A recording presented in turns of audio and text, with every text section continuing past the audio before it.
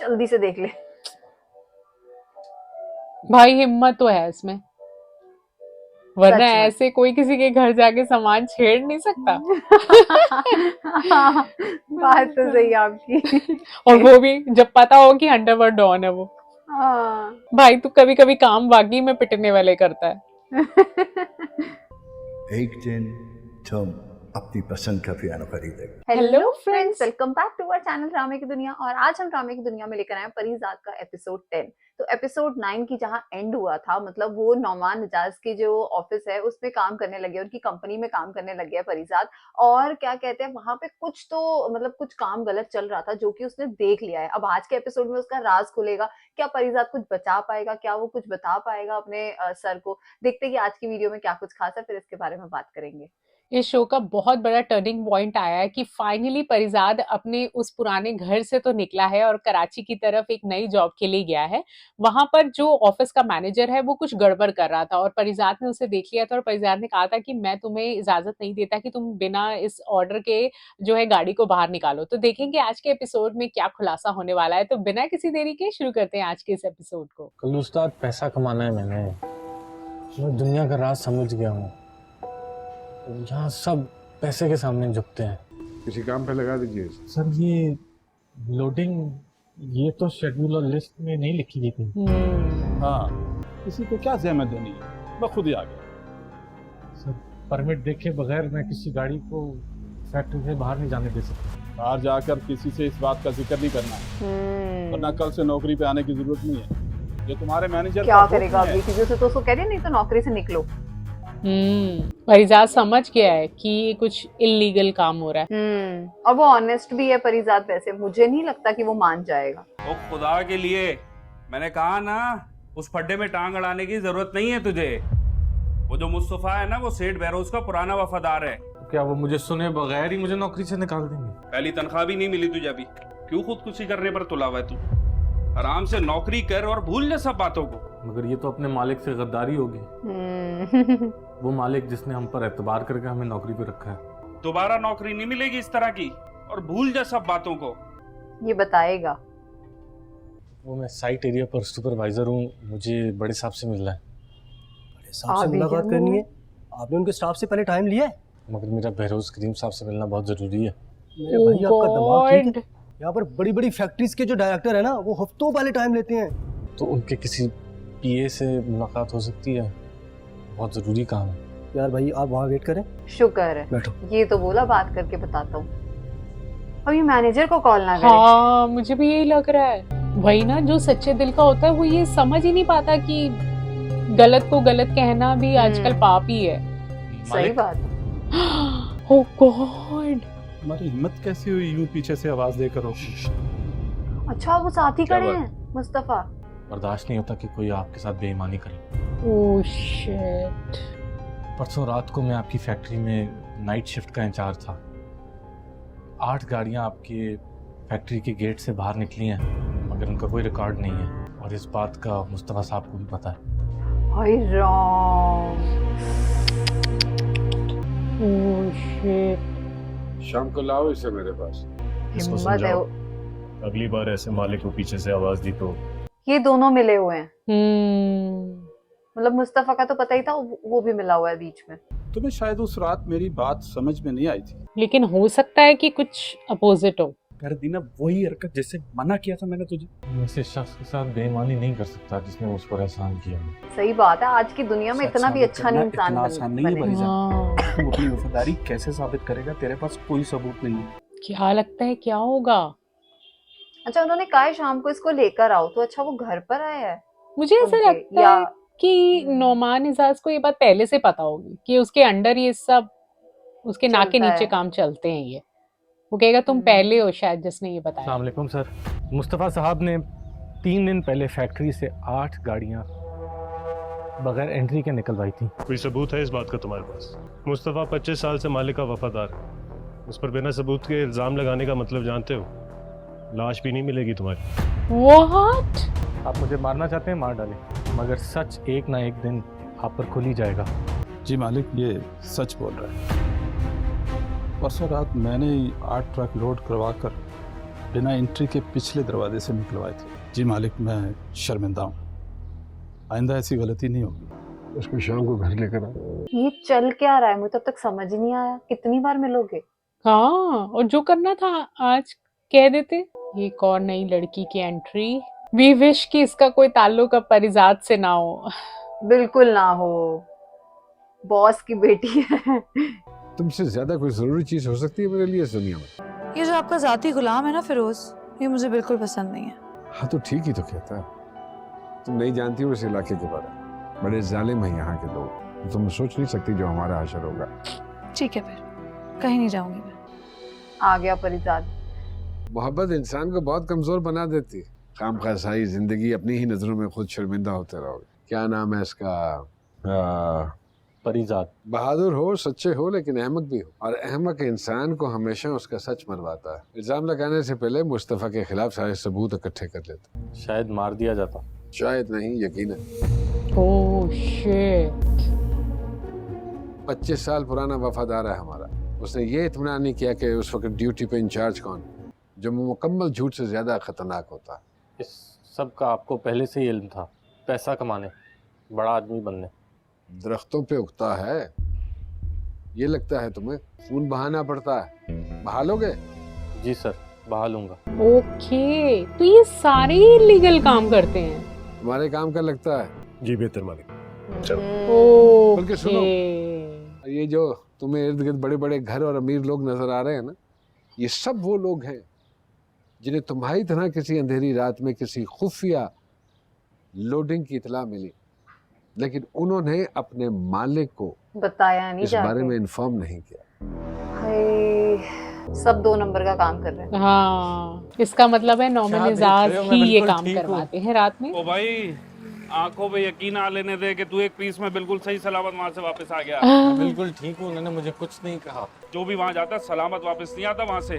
तो इसका मतलब है कि सारी गाड़ियां लोड सेट के हुक्म से हो रही थी। ये मिल्स, ये इंपोर्ट और एक्सपोर्ट, ये सब दिखावा है। लोग तो कहते हैं कि सेठ जो है वो अंडरवर्ल्ड का बेताज बादशाह है। इतने खतरनाक आदमी ने मुझे जिंदा जाने कैसे दिया? मौत सर पर होते हुए भी तुम जमे खड़े रहे और अपनी वफादारी साबित कर दी। करेक्ट।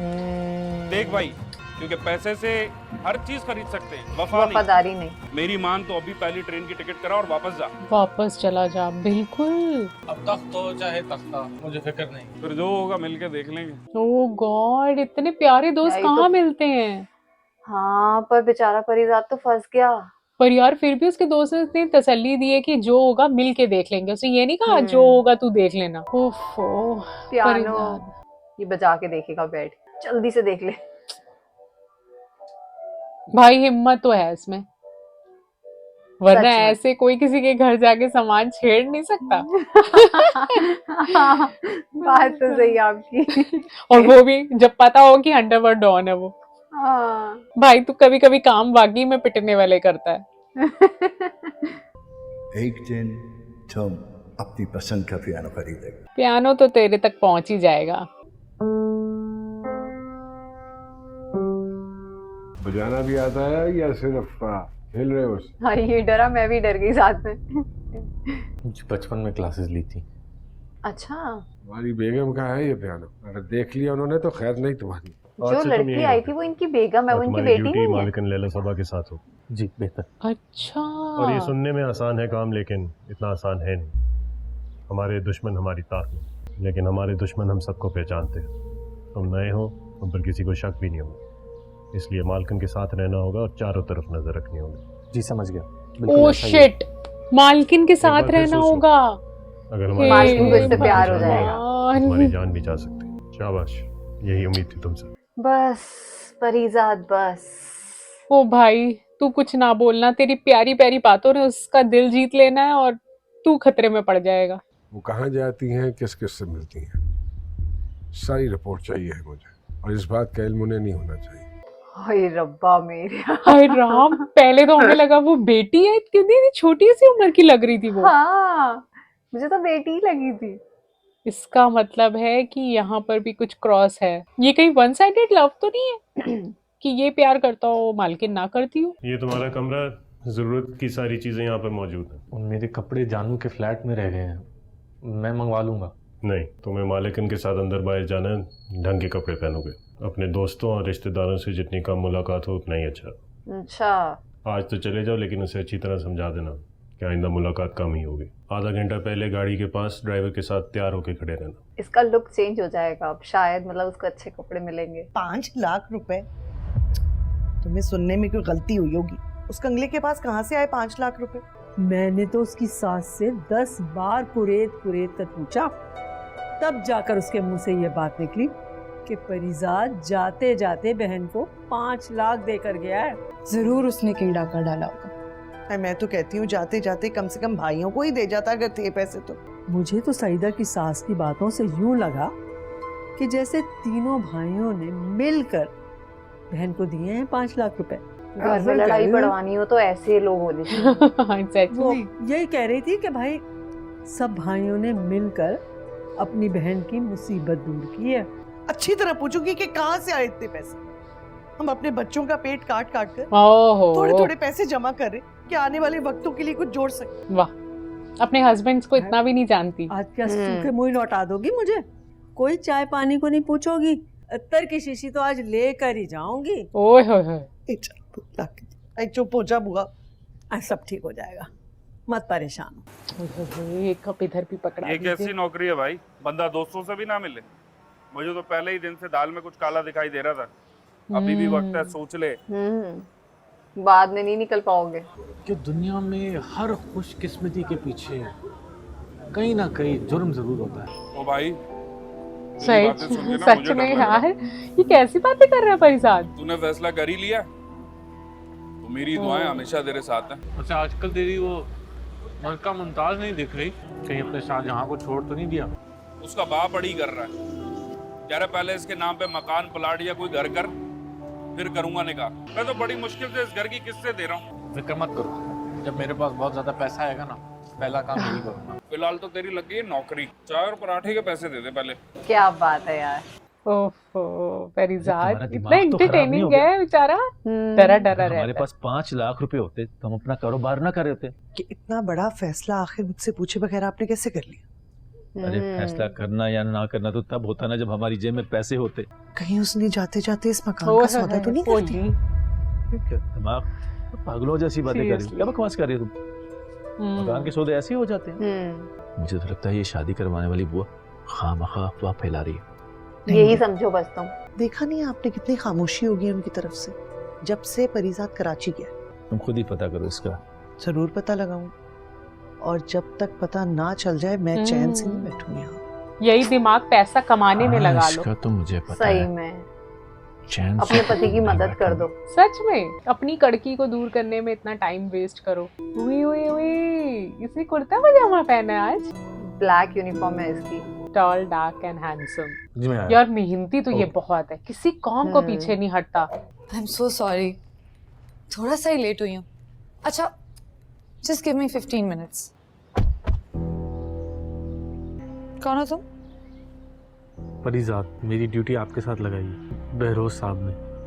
उन्होंने कहा है जब भी आप घर से निकलेंगी मैं आपके साथ जाऊंगा। जी साहब का हुक्म है। हाँ, बस उसको कहो कि डॉक्यूमेंट्स रेडी करें। आहा, ये किस नमूने को मेरे साथ लगा दिया? जो मीटिंग इसके है साथ वो बाहर हमारी जाऊंगी। दुबई में नहीं होगी, साउथ अफ्रीका में। बताएं मुझे, कोई और नहीं मिला था आपको? क्या करती हो तुम? देख तो रही हो कि मैं जरूरी बात कर रहा हूँ फोन पे। आप इस लड़के को फौरन इस ड्यूटी से हटाएं। अरे हमारा ये डिसाइड हुआ था ना कि इस मौसम पे बात नहीं होगी, ये तुम्हारी हिफाजत के लिए रखा है भाई। 2 गाड़ियां एस्कॉर्ट की आगे पीछे क्या होती बुला दी? हाँ, लेकिन वो तुम्हारी गाड़ी से फासले पे होती आहा सुना ताकि तुम्हारी गाड़ी नजर में ना आए, कि अगर कोई खतरा महसूस हो तो ये उनको इन्फॉर्म कर सके। हाँ, मुझे कुछ नहीं पता, मेरे दोस्त मेरा मजाक उड़ाएंगे।